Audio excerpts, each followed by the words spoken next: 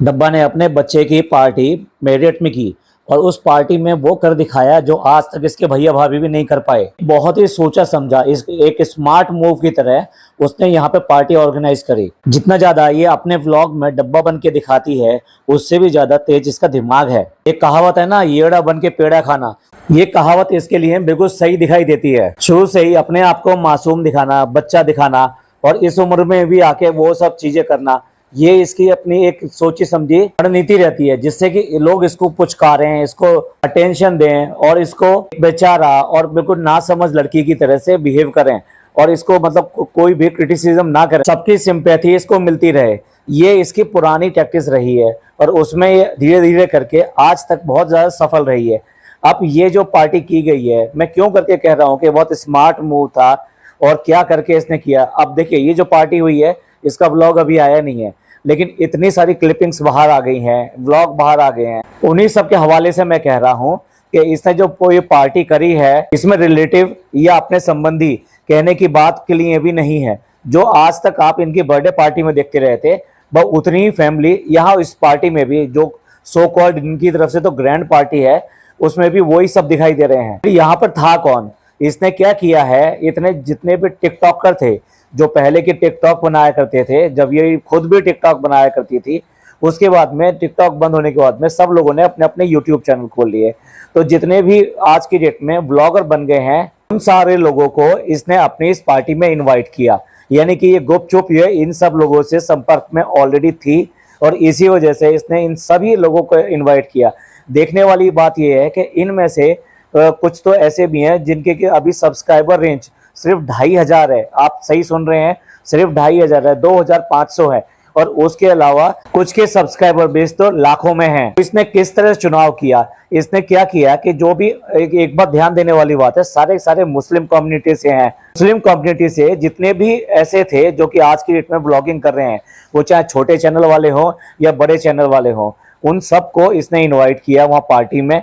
और उनको इनवाइट करने का मकसद ही ये था कि इसकी पॉपुलैरिटी जो है वो और ज्यादा स्प्रेड हो। आप ये समझ लीजिए जैसे आप पेपरराजी आते हैं और वो अपने चैनल्स पर वो वीडियो या क्लिपिंग डालते हैं और सेलिब्रिटी उससे बहुत ज्यादा मशहूर होते हैं, या फिर ये कहिए सेलिब्रिटी और लोगों के बीच में जो पुल बनता है वो यही लोग पुल बनाते हैं और सारी न्यूज सारी खबरें इन लोगों की पहुंचाते हैं लोगों तक। ये वाला काम ये इसने पेड बेसिस पे ना करके अपने यहाँ एक पार्टी करी, पार्टी ऑर्गेनाइज करी और उसमें इन सारे के सारे व्लॉगर्स को बुलाया।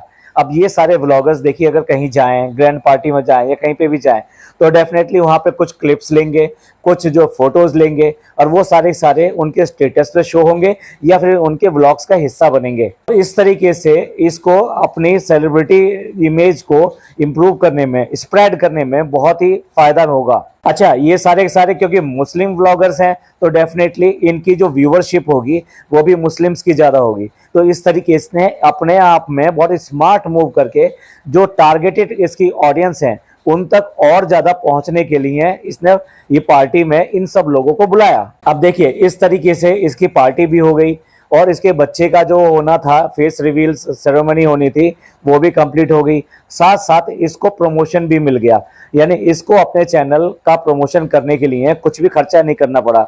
बेवकूफ़ लोग हैं कि जो ये कह रहे हैं कि घर में क्यों नहीं किया और जो वहाँ पर क्यों नहीं किया, जो अपने रेस्टोरेंट था।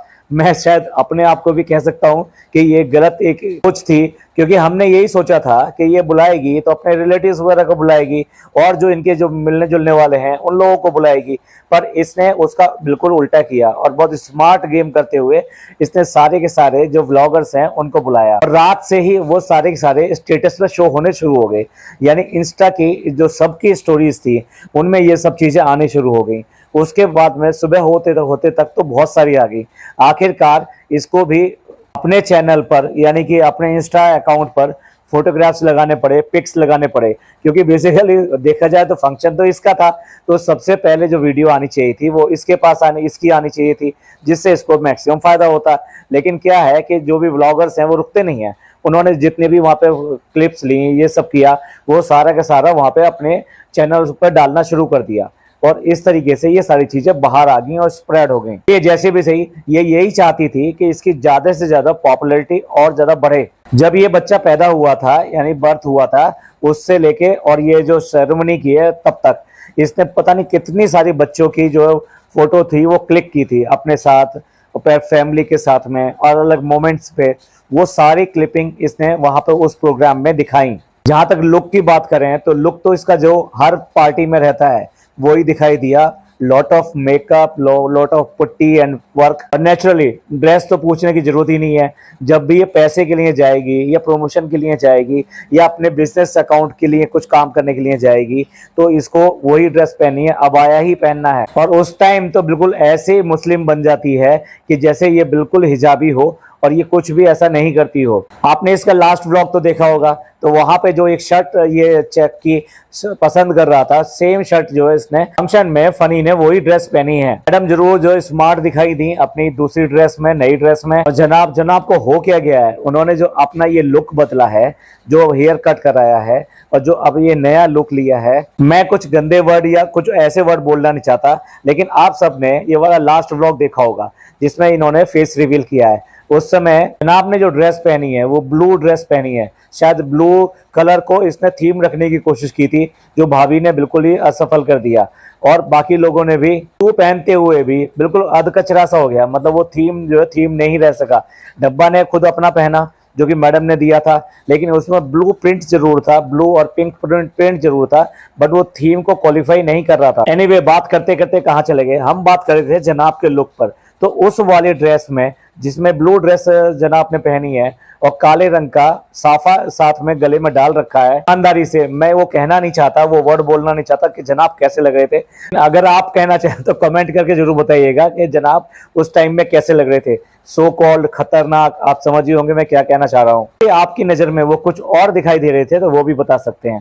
एक बात और कहने वाली बात है कि जनाब का चेहरा इतना मुरझा गया है, बिल्कुल चूसा हुआ आम हो गया है। अगर आप देखना चाहें तो बहुत ध्यान से, ऐसा भी मतलब डाइटिंग और ये सब जो है क्या करना कि जब आपके चेहरे की रौनक ही चली जाए। अच्छा, ये भी एक बात है कि जनाब ने ऐसा लुक जो है कैसे लिया। जनाब ने ये लुक भी कॉपी किया है। मतलब यार, अपना लुक भी मतलब तुम कॉपी करते हो। आज तक तुम्हें जो है SRK की मीशो वाली कॉपी कहा जाता है, बल्कि मीशो वाले भी ये कहते हैं भी हमारा बहुत अच्छा है।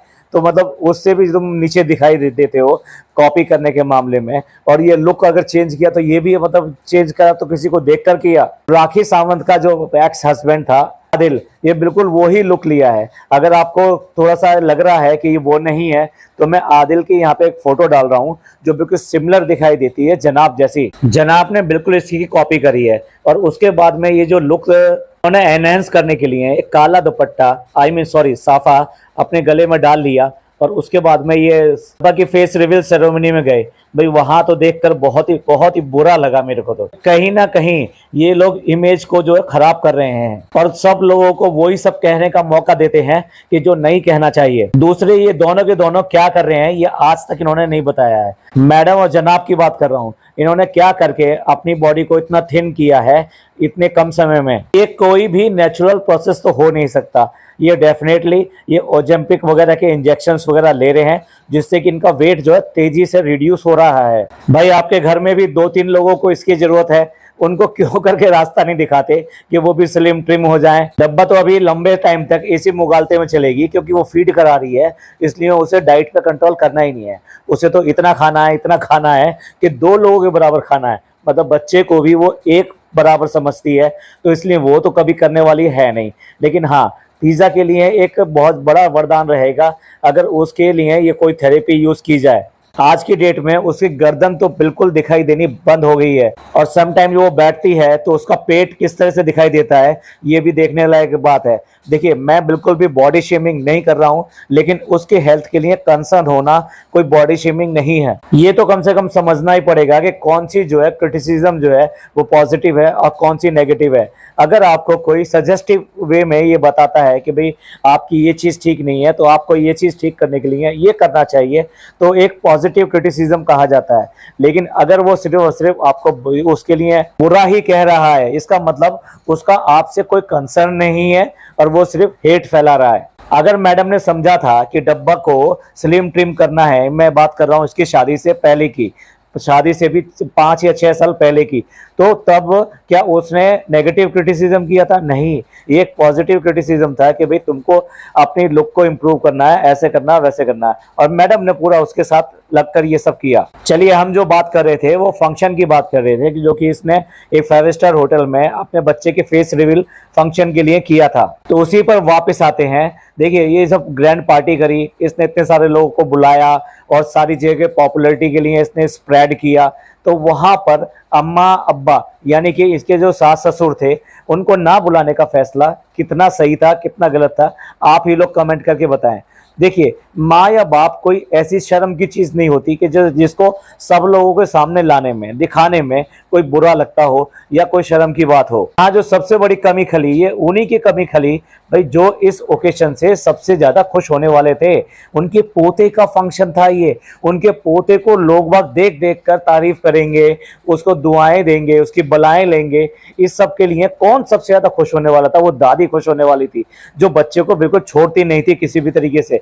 यहाँ तक कि दूसरे लोगों को कम दिखाई देता था, अधिकतर वो दादी के पास ही ज्यादा दिखाई देता था। ये अम्मी की तरह बनावटी वाली दादी नहीं थी कि जिसने अपने बच्चे को कभी भी इतना प्यार नहीं दिया। अगर देखा जाए, ये वाला जो इसका व्लॉग था, फेस रिवील वाला व्लॉग था, उसमें अगर देखें जिस तरीके से अम्मी ने उस बच्चे के लिए इस सब किया, वो क्या कभी भी अपने पोते के लिए किया? जिस तरह से वो कलमा पढ़ती जा रही थी, क्योंकि उनको लगा कि भाई फेस रिवील सेरेमनी में उसको नजर लग गई है, इसलिए बच्चा रो रहा है।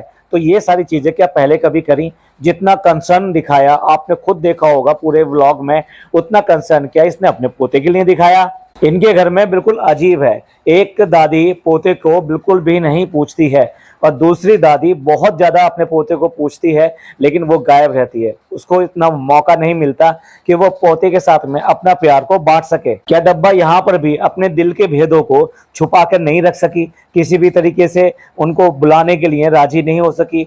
या ये कहिए कि ये गुटकू है, ये आज तक उसको अपने मनचाहे तरीके से अपने मदर और फादर और अपनी फैमिली के लिए कुछ भी नहीं करा पाता? पाए कुछ ग्रांट मिलने के, ग्रांट समझ रहे हैं ना, मतलब बख्शीश मिलने के, मैं तो बख्शीश ही कहूंगा। जब उनको रूबरू कोई फायदा नहीं पहुंचाया जाता, उनको सिर्फ पैसे, चीजों और इन सब के जरिए, जायदाद के जरिए उनको जो है फायदा पहुंचाया जाता है, तो इसको बख्शीश नहीं कहेंगे तो क्या कहेंगे? उनका जो हक है उनको वो देने के लिए बिल्कुल भी तैयार नहीं है। तो इसलिए ये जो फंक्शन किया गया, मेरे हिसाब से तो उनके बिना फीका है। आपको क्या लगता है कि इसके सास ससुर नहीं थे तो क्या वास्तव में फंक्शन में कोई कमी पड़ी? फंक्शन तो इसने किया, लेकिन उनके बिना ये फीका है, क्योंकि उनकी खुशी इन सबसे ज्यादा थी।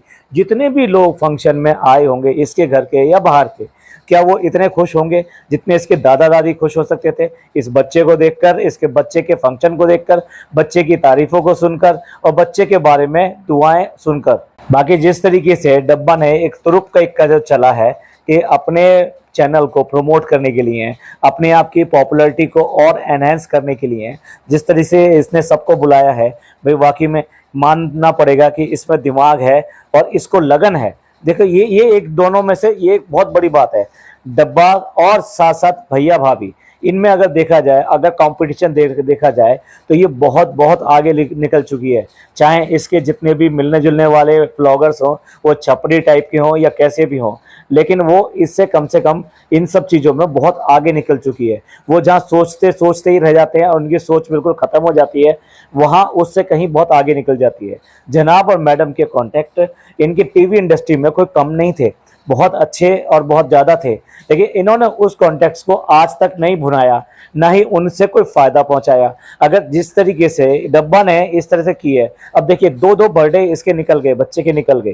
ठीक है, इस बार मान सकते थे कि भाई मैडम का ऑपरेशन हुआ था, सर्जरी हुई थी, तो हो सकता है इस बार के मूड में नहीं थे, लेकिन पिछला वाला मौका क्यों करके गंवा दिया, जब तो कोई भी ऐसा कोई इशू नहीं था और अपना दिमाग लगाते और अपने आगे के कैरियर के लिए सोचते, तो ये एक बहुत अच्छा मूव होता कि अपने ही सर्किल को बुला के। अब ये बुलाते किसको हैं? अपने जिम वाले को बुला लेते हैं और इनके हेयर ड्रेसर और ये लोग आ जाते हैं। अरे ये इनको कहाँ से बिजनेस दिलवा पाएंगे? चंगू मंगू जो हैं वो इनकी वीडियो एडिट करने के लिए हैं, ना कि इनके बिजनेस के प्रमोशन के लिए हैं। फराह खान को इन्होंने बहुत यूज करने की कोशिश करी, पर लेकिन उससे भी इनको कोई फायदा नहीं हो सका।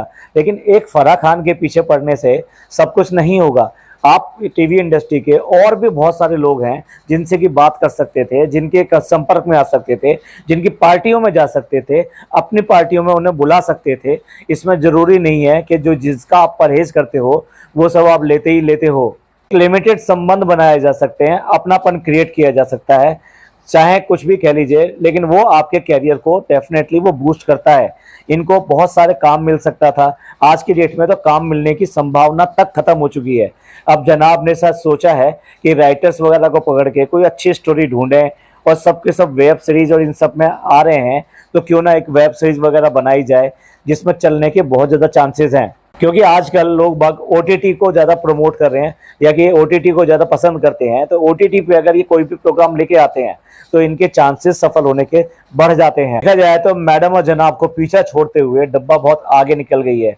आप इसको हमारा पॉजिटिव फीडबैक समझ लीजिए या क्या समझ लीजिए, हम वो ही कहते हैं जो हमें दिखाई देता है। आज इसने एक अच्छा मूव किया है तो डेफिनेटली तारीफ करने की काबिल है, और जिस तरीके से इसने अपनी पॉपुलैरिटी को फैलाने के लिए ये सब किया, ये तारीफ करने के काबिल है। और अपने सास ससुर को ना बुलाने के और अपनी बहन यानी ननद को ना बुलाने के लिए हम क्रिटिसिज्म भी कर रहे हैं। भाई जो चीज़ गलत है उसको गलत कहेंगे, जो अच्छी है वो अच्छी कहेंगे।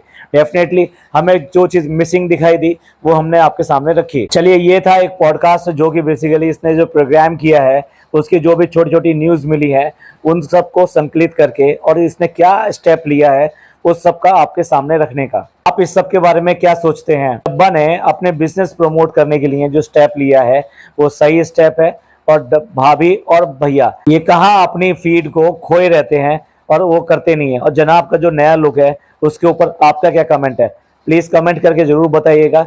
ये पॉडकास्ट आपको अच्छा लगा हो तो प्लीज़ लाइक कीजिए, सब्सक्राइब कीजिए, शेयर कीजिए। थैंक यू, धन्यवाद, शुक्रिया।